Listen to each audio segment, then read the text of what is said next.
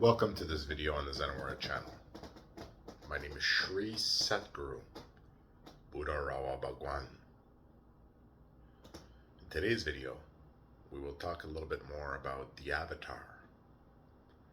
What is the avatar? In many cultures and texts and traditions, there is the concept of the avatar. God, or a deity, that takes form, that takes body, that enters the system and the story. As a spiritual practitioner progresses on the spiritual path, they develop into and remember the being that they are, and the functions that they represent and do in this greater computer in which we exist. As the being grows spiritually, the being may become enlightened in its functions. The enlightenment of a being means that it becomes a being that is permanently illumined in its window. In this way, the being becomes an energy source. The enlightened being gets its light from the system and from God's processes which allow it its power. But its power is constant. Its window is constantly enlightened. As such, you have the concept of the enlightened Shri, who exists in his window, constantly illuminated, empowered within the system as a being of ultimate power.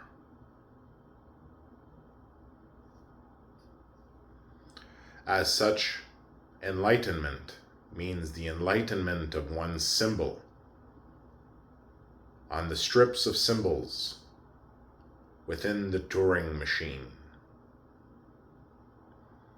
With the enlightenment of a new being, and the being can be of different species, not only humans get enlightened, beings on other planets as well, such as a friend of mine who happens to be or have the look of a bull, a humanoid bull, who became enlightened. And as such, it's a fun of the enlightened ones who exist on the vibrationary field of enlightenment to welcome you enlightened ones and to see what type of being has become enlightened and added itself to the vibrationary field of enlightenment to oversee the growth of creation. The enlightened Shri is enlightened within the system and programs at the level of the system. The Shri is the storyteller, the one who has learned to push through, to push forward into the system, and has become permanently illuminated in its window. The Shri exists in different levels, including the domain where the Shri exist in their windows, at that loka, turning in their boxes with their windows and their stories. The Shri comes with the culture of the world. With the Shri comes arts, culture, music, a vibration of the Shri. And when the Shri enters the story, so does the culture of the Shri. And that culture adds itself to the cultures and tradition and culture and religion in the universe, in all creation. The continuation of the story of the gods of the Dharma.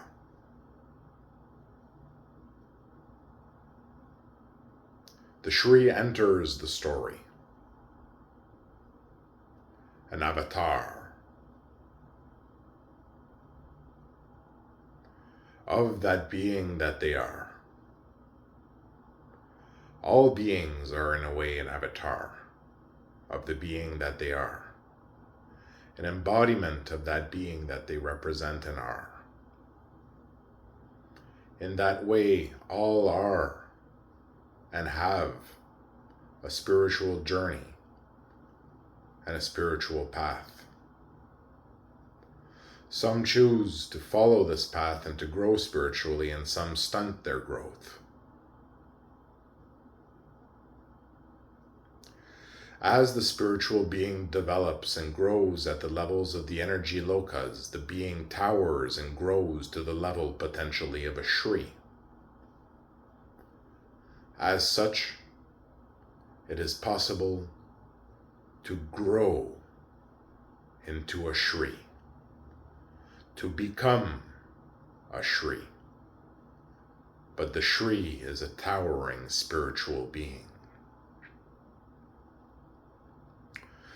One exists within one's embodiment, but the soul exists beyond this current embodiment and travels to other bodies in other lokas at the end of this embodiment. As the soul moves to a body at the level of the Vaitarani River, where the different people of creation go at the end of their life and walk to the bridge of God to take the bridge to paradise. The avatar is the enlightened avatar, the being that has awoken to his full potential, to enlightenment, the being that has achieved moksha, or enlightenment, and has returned to the same causal body. In this way, not all who reach enlightenment return to body, but the avatar returns to body. This experience is characterized by a descent, and in some cases, a reconstruction.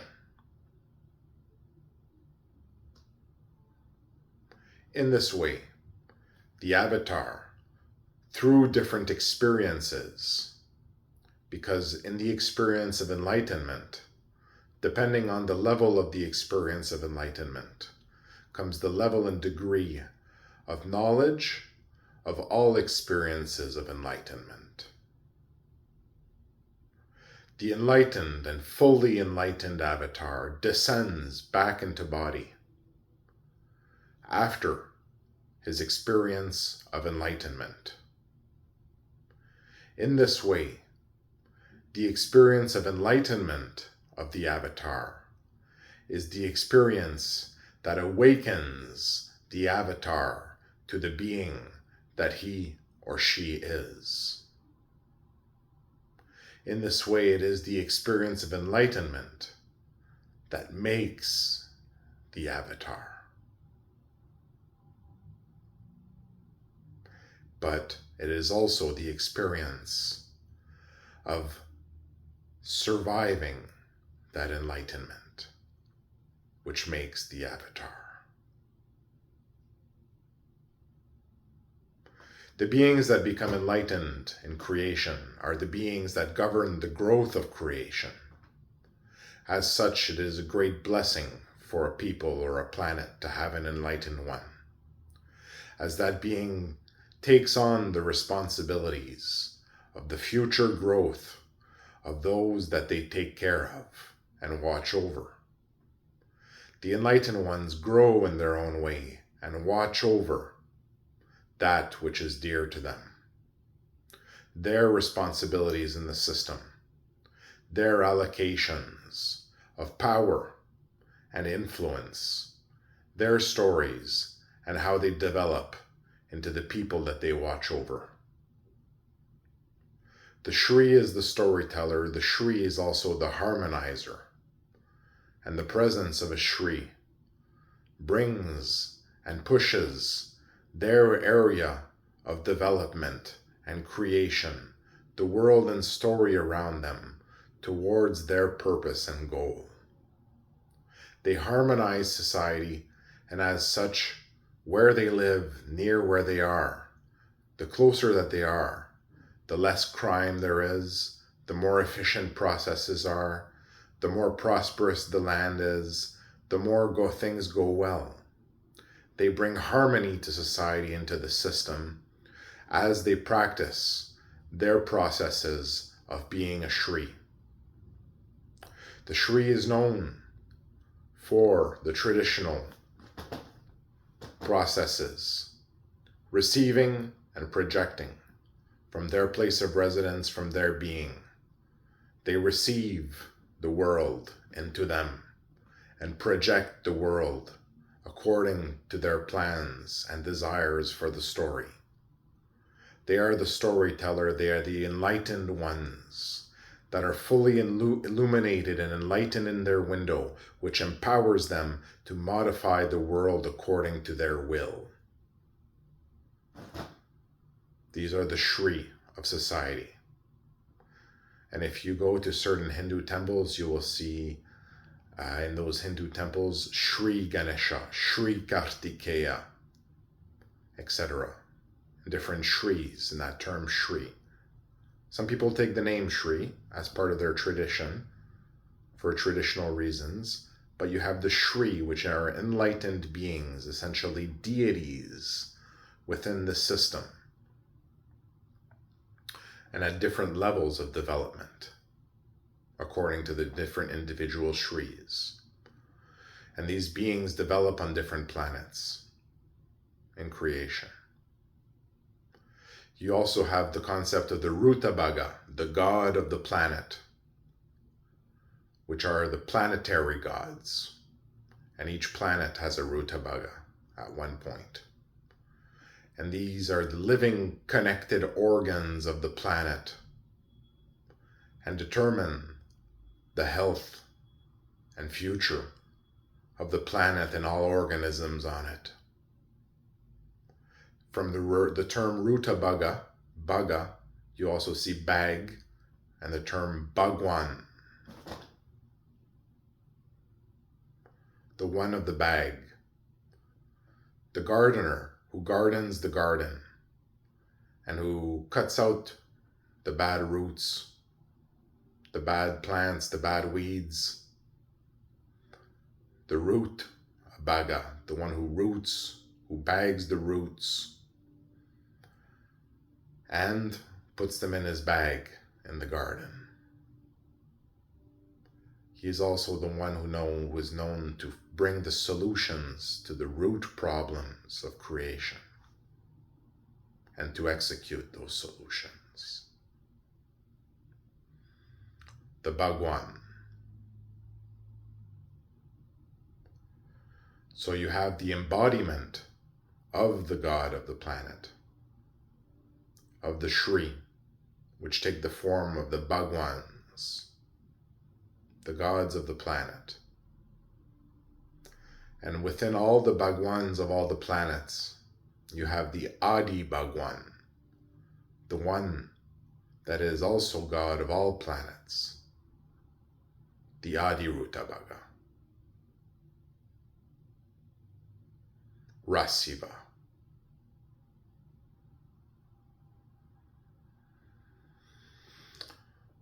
So you have God which takes form as the god of a planet, and different deities of the planet. You have Buddhas as well, which can exist, and the Buddhas have their own realm of paradise, their own sphere where they meditate in the air and float in the air and meditate. And this realm connects with the realms in some ways of paradise where the angels are, and the realm where the Rudra exists.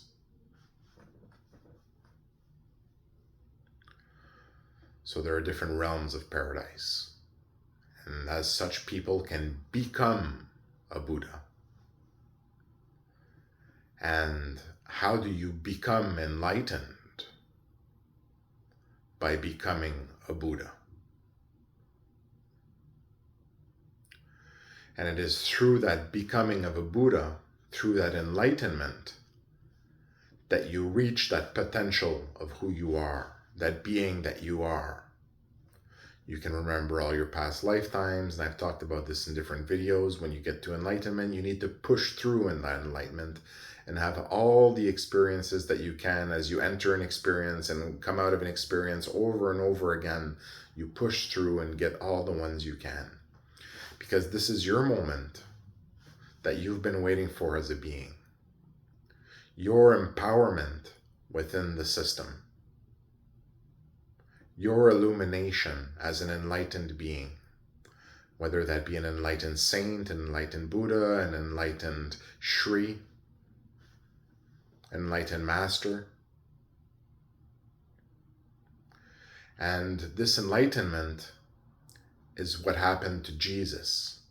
Jesus exists on the vibrationary field of enlightenment as a vibrationary symbol.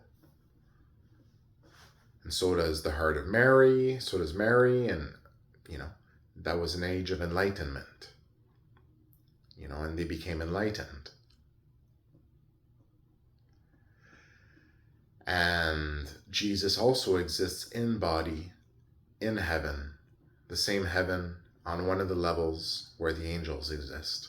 And the angels are at the top level, and this is where the light of God descends and gives instruction to the angels. Okay. This is known, the one that resides at the level of the light of heaven is known as God the Father, that Jesus talked about. And when Jesus said, the Father will come, this is written in the Bible, right? Then you have the concept of the Father that will come, right? And this is the concept of the avatar, the Purna avatar, right? The full avatar of God. So not only an avatar in this way of a deity, but the avatar of the Adi Rutabhaga, the creator of the story of the Shri, the creator of the story of paradises, the creator of the story of all these, the preserver of all these, and the one whose avatar announces the judgment day, right? And either the continuation and preservation of all this, or the judgment and decision making at that level, also known as the destroyer.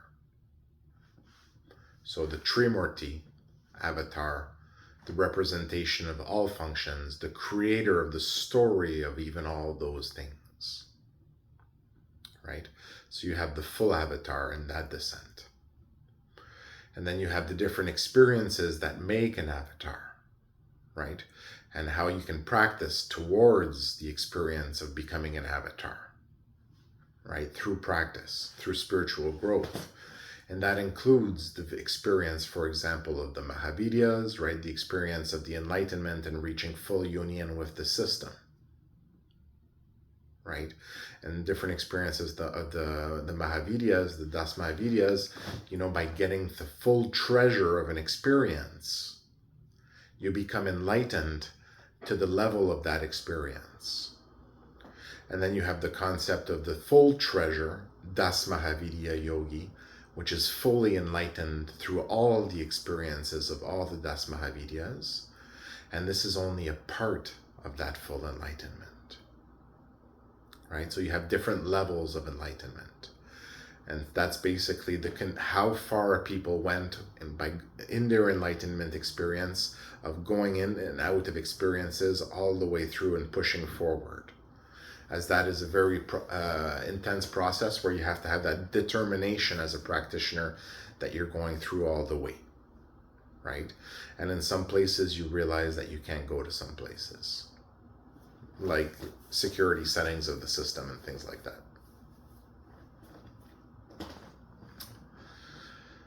So in this way, the spiritual practitioner grows and grows within their territories as a Sri Yantra, as a spiritual being, as an energy construct, right, within the Kala Chakra. A spiritual practitioner grows within their territories. And those territories fall under other beings, the Shri that govern those territories. And then you have and then those territories fall under other gods, and then those all fall under the black god, Rasiva, right? So you have a lot going on. And God takes many names, many different names, and there's God with form, there's God with no form. For example, the concept of an avatar. When avatar is in body, the avatar is limited.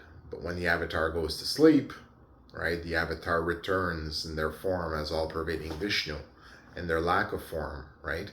And basically full power over the system, right? And that Trimurti avatar of God is also known in different names. And one of the names of God's avatar, when God comes in directly, the supreme God, right, is Achintya, right, the one that has full union with the system, full power, who basically blends into the system, melds into the system, and basically is the system in that way, right?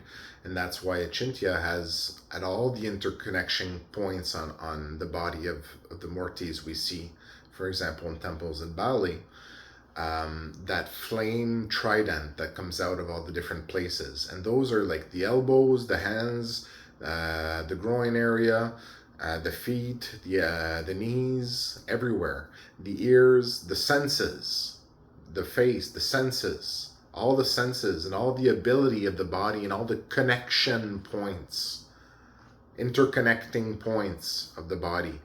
They all have that flame, which means that they all connect with the system.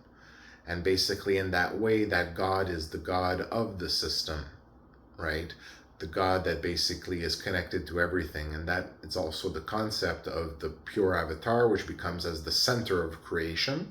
And what happens to the center of creation, right, reflects in all the creation at all its levels, right? Because it's the source of the light, the active principle of energy, which empowers the Kala Chakra, which comes into body, right? So as you have the concept, for example, of Shodasi right, in Tripura Sundari, right, that comes in as the embodiment of the light of the gunas, right? You also have the concept of the God of light, right, that comes in an embodiment as well, right? The Achintya, right, that comes in, the God of darkness as well, right, which represents all light and all darkness, the blinding light, which is blinding, right, in that way as well. So there's many traditions that are known that when the God of light comes, so comes the drought, so comes the global warming, so comes all these different things, right? And in some traditions, people try to hold back the God of light in different ways, and other peoples try to bring him forward because he's the God of knowledge and enlightenment and light. But the thing is, the light is blinding, right? So there are ways to control that light within oneself, to control the Shakti, the flow of the God of light that comes, right? And that way is, for example, the technique of the flowers, right? The technique of developing mastery through oneself, into oneself, and becoming, right? And finding that inner guru within themselves, right? So developing that mastery over themselves to basically be able to channel that energy of the God of light, which comes with the golden age, right? That time of light that comes, and all the forms of light that come with it. So that through that mastery of ability, and in that goal, in that technique, in that light, there is the known tradition, right, of the flower work, right? So people, for example, offer flowers to deities, right? Sometimes a garland of flower and all these things. And a flower represents life and creative potential, right? The flowering of life. The flower is connected to many different things and has life within it. So when you take a flower and you nip it at the bud, for example, you take a flower and you put it, for example, in the garland, and you do all these things with it, it has a very deep meaning. And an understanding of mastery involves the understanding of the story of the flower that you offer, right? When you work with a flower and you have a knowledge and you've achieved knowledge of that level where you now have understanding of the story of the flower and what it represents individually as a flower, and what, then you can basically work with the flowers and the colors of the flowers and the types of the flowers and your intention with the flower to basically develop energy processes using the flower and to connect to those energy processes. And this is why the culmination of flower mastering, including mastery of the master in all different other elements, is a combination of what leads to a being to become a Satguru, right? And to be able to use that flower and develop that flower, to connect that flower to the different levels of a parampara, to create a parampara, and to basically connect to the deities of that parampara that create and sustain that parampara. Thank you very much for listening to this video on the Zenawara channel, a video about different elements of the avatar.